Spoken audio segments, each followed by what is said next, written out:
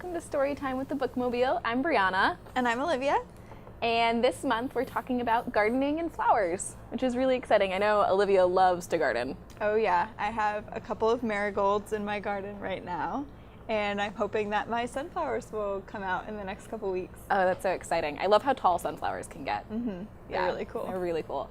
So we actually have a song for you about flowers we're going to start with, and it's to the tune of Twinkle, Twinkle, Little Star. Everyone knows that one. Yeah, it's a pretty good one. You ready? I am. All right.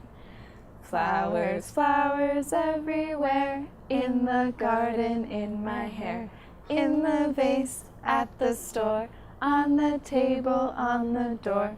What a lovely time of year, flowers blooming, bringing cheer. Oh, that's a pretty song. Yeah, I always feel like a nice vase of flowers always makes a room look brighter. That's true. Yeah. I also have some jokes. Ooh, I'm excited. I know. You ready to laugh? I am so ready. All right. Are you ready? Okay. Why did the gardener plant light bulbs?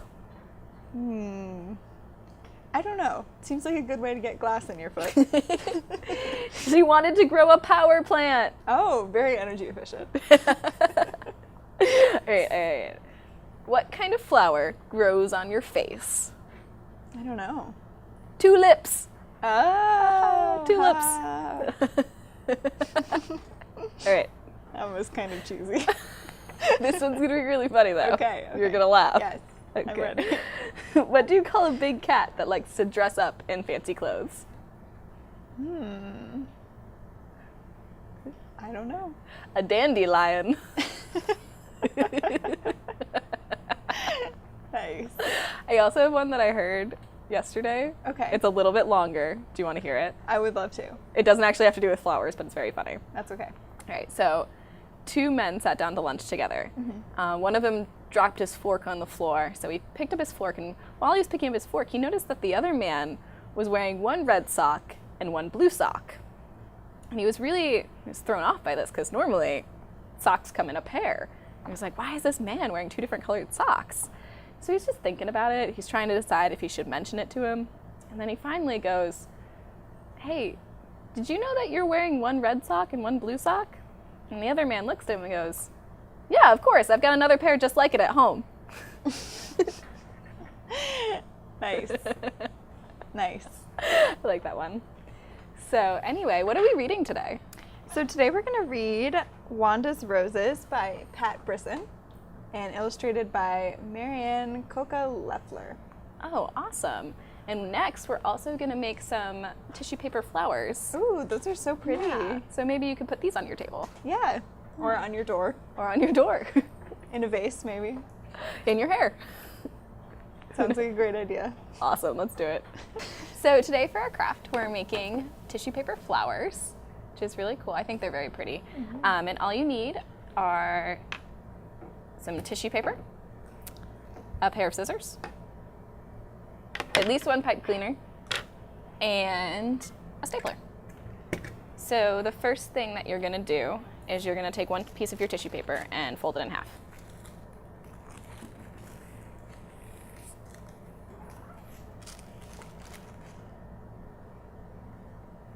Are you folding this in half the hamburger way or the hot dog way? Hamburger, Okay. Good to know. like a hamburger. And then you're gonna fold it again, in half again, also like a hamburger. Okay. And then you're gonna take your other sheet and do the same thing. Make sure to be careful with the tissue paper because it will rip easily. It's true, it's very delicate stuff. We're gonna have to keep that in mind in like a couple minutes for the next step. So you're gonna take one sheet and lay it on top of the other.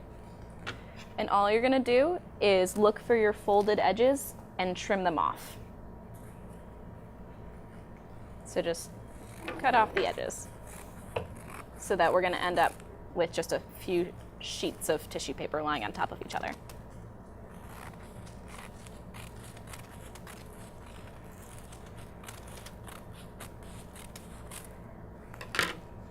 And they don't have to be perfect. The cutting doesn't even have to be straight. Not important. Then you're going to take it, lay it in front of you, and fold it like an accordion. Okay. So this way. So this way. And take your shorter edge, fold in half, flip it over, fold it back. If you've ever folded a fan for yourself, it also is known as folding it to make it like a fan. Just keep flipping it back and forth, folding.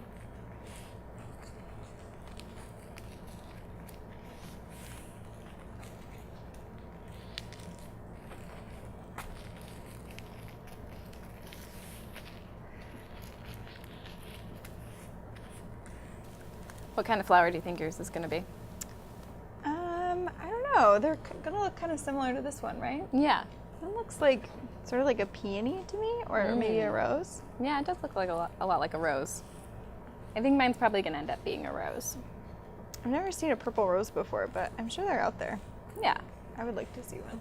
All right. And then you're going to want to find your accordion, lay it on its side, find the center of your accordion. It might help to fold it to find the center. But you want to find the center of it, and then you want to staple it right on the fold that you just made. Thank you.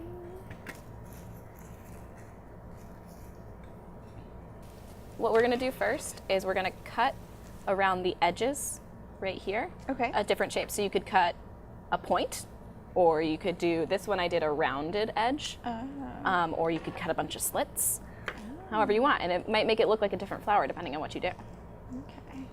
Let's see. Oh.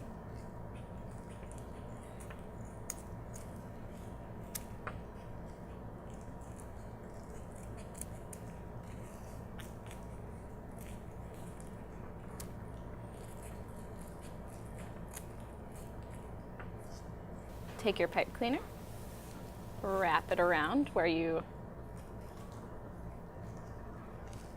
stapled, and then twist it together.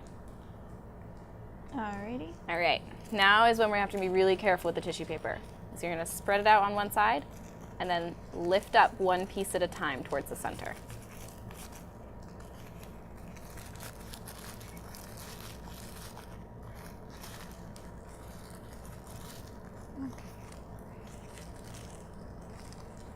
You could do 2 pieces at a time too. It might rip a little bit less that way. And even if you rip it, it's not a big deal, because it's going to end up looking pretty messy anyway. It'll just add to the texture of the flower, right? Yeah. So it's pretty low stakes. Good to know. Good to know. So you said you were growing marigolds and sunflowers. Yep. The marigolds are really good because they help keep bugs that I don't want on my other plants away from them. What kind of bugs might you not want on your plants? I know that marigolds help keep flies away, which is nice because when I'm working on my garden, the last thing I want is a bunch of flies in my face. Definitely not. So that's really helpful. What about you? Do you have any flowers in your yard? I actually have a few flowers in my front yard, and I also found the other day that my upstairs neighbors, planted some strawberries. Oh. Yeah, so I had to really stop myself from eating them. But they were just hidden among all the little flowers on the front. Do they have fruits on them? Yeah, there are strawberries growing. Nice. Are they red yet? A little bit. They're not very Not quite red. there. Yeah. And once you finish one side, you just want to do the other side.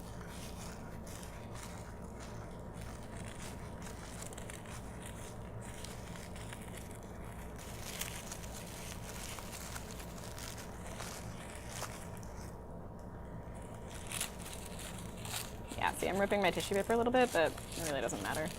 You could probably do this with some really big tissue paper if you wanted really big flowers too. Oh, that would be really cool. That would be cool. You could make like a whole bouquet of them. Yeah, and then you could put that on your table. True. Or give them to someone. They would last longer than real flowers. I know that my mom really likes sunflowers, so maybe I could make her a really big yellow one that might look a little bit like a sunflower. Oh, that would be really nice. I like that a lot. Kind of looks like Have you ever seen those flowers that look like spiky purple balls? Oh, they're called alliums. Oh, I was going to say, are you talking about the ones, hydrangeas? Oh, it does kind of look like a hydrangea too, because Yeah. those are round as Those well. are round as well. So anyway, tissue paper flowers. Yay! Yay. We can make a little bouquet. Oh yeah, they look so pretty together. Awesome. So this is Wanda's Roses by Pat Brisson, illustrated by Mary Ann Coca Leffler. One morning in May, on the way to school, Wanda noticed a bush growing in the empty corner lot at Fillmore and Hudson Streets. It must have been growing for a while because it was about 2 feet tall, and Wanda was surprised she hadn't noticed it before. But there it was, bare and thorny, and Wanda, who loved beautiful things, felt her heart beat faster. A rose bush, she said to herself. My very own rose bush. Now, the rose bush didn't really belong to Wanda, but since nobody seemed to own the lot or the heaps of junk that were piled there, she decided she would care for this bush and make it her own. All during school, she thought about her rose bush. During art, she drew pictures of what it would look like in bloom. During library, she borrowed books on arranging flowers. During science, she asked so many questions about how to take care of it that finally her teacher said she really must stop asking questions about roses and start thinking about electricity, which is what the lesson was about.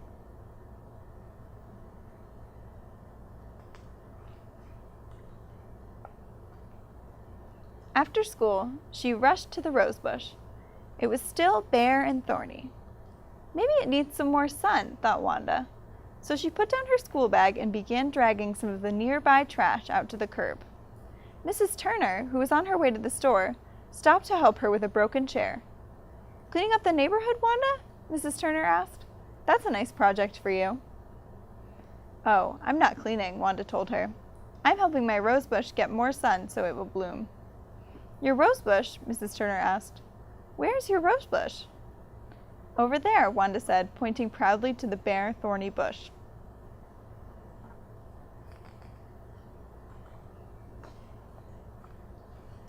Oh, Wanda, I'm not so sure that's a rose bush, Mrs. Turner said gently. Sure it is, said Wanda. I've seen rose bushes in books, and this is what they look like before they bloom. You just wait. In a few weeks, this lot will be full of roses. Well, said Mrs. Turner, good luck with it, Wanda. And as she walked away, Mrs. Turner thought to herself, if that's a rose bush, then I'm the Queen of England. The next day, after school, Wanda hurried to her rose bush. It was still bare and thorny. Maybe it needs more air, thought Wanda. So she put down her school bag and began taking more trash out to the curb. Once I get all this trash out of here, nothing will block the air from getting to my rose bush, Wanda thought.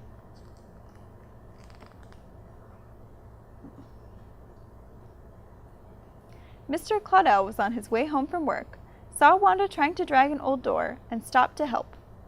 Cleaning up the neighborhood, are you, Wanda? He asked. Not just cleaning, Mr. Claudel, Wanda told him. I'm getting rid of this trash so my rose bush will get more air. A rose bush? Here? Mr. Claudel asked. And so Wanda showed him the rose bush. I don't know much about gardening, Wanda, Mr. Claudel said, frowning, but I don't think that's a rose bush. Sure it is, said Wanda, and in a few weeks, this lot will be filled with the sweetest smelling roses you ever saw. She thanked Mr. Claudel for his help and went off to drag away some more trash. Mr. Claudel shook his head. If that's a rose bush, he said to himself, then I'm the King of France.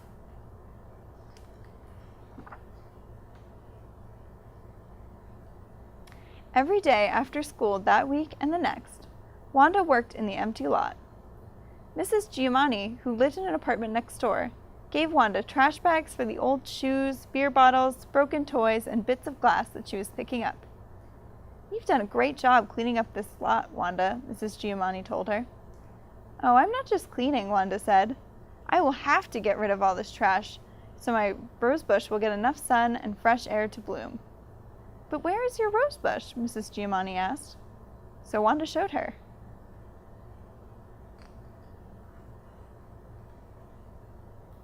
Mrs. Giamatti put her hand on Wanda's shoulder and spoke softly to her.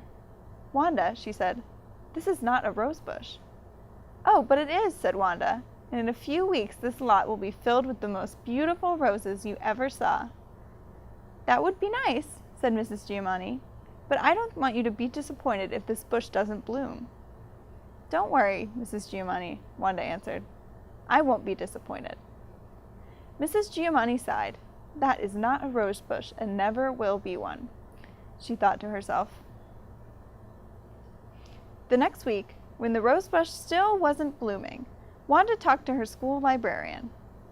"I need some books about getting roses to bloom," she told Miss Jones. "Oh, do you have a rose bush, Wanda?" Miss Jones asked. "Yes, but it doesn't have flowers yet, and I know it has enough sun and fresh air." "Does it have water?" Miss Jones asked. "Water?" Wanda said. "Of course. That will make it bloom."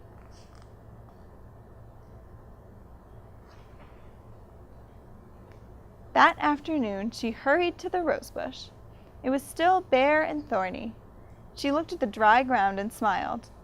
"Don't worry, little bush," she said out loud. "I'll get you some water, and then you'll be able to grow flowers." Wanda went to the butcher shop across the street. "Mr. Sanchez, would you please give me some water for my rose bush?" "Rose bush? Is that what I see you taking care of and talking to every day over there? Are you sure that's a rose bush, Wanda?" Mr. Sanchez asked. "Oh yes, I'm sure," Wanda said. "But it can't bloom because it needs water." Mr. Sanchez gave her water in a plastic bucket. "I hope that really is a rose bush, Wanda," he said, looking at her doubtfully. "You'll see," Wanda told him. "In a few weeks, that whole lot will be full of roses." As Wanda carried the water to her rose bush, Mr. Sanchez muttered, "In a few weeks, that thorn bush will still be a thorn bush."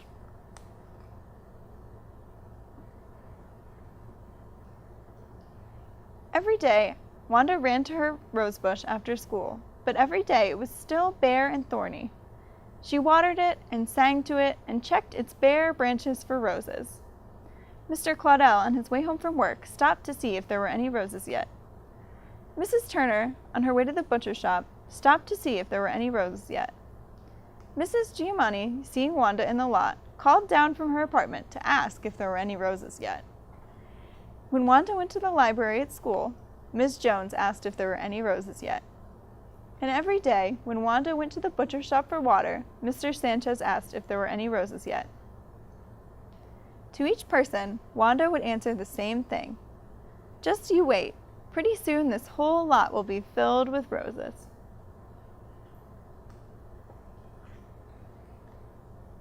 Then, one day in June, Wanda had an idea. Looking at the bare, thorny bush, she said, "If my rose bush won't give roses to me, I'll just have to give roses to my rose bush." And when she saw Mrs. Turner, Mr. Claudel, Mrs. Giamatti, Miss Jones, and Mr. Sanchez, she gave each of them an invitation that said, "Please come for tea and muffins in Wanda's rose garden, Saturday morning at 9. "Oh dear," Mrs. Turner said. "Is she still expecting to get roses from that bush?" "Oh no," said Mr. Claudel, "and she worked so hard, too." "Oh my," says Mrs. Giamatti. "She'll be so disappointed." "Oh darn," said Mr. Sanchez. "There must be something I could do." "Oh good," said Miss Jones, who had only heard about the bush from Wanda and hadn't seen it for herself. "And I'll bring the muffins."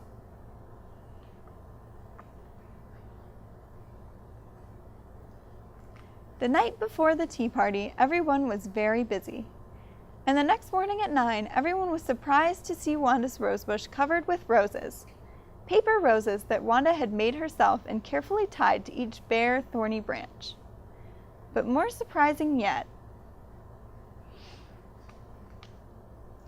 everyone who came to the party had brought along a rosebush to plant near Wanda's, except Miss Jones, who had brought delicious blueberry muffins.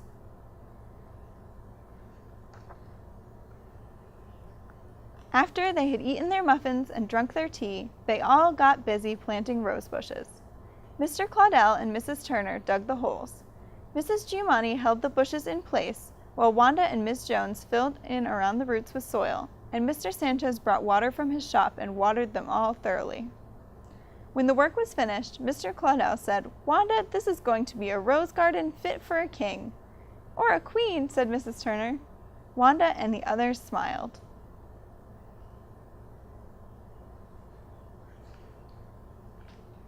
And later that summer, the whole lot was filled with the biggest, most beautiful, sweetest smelling roses that anyone had ever seen, just as Wanda had always said it would be.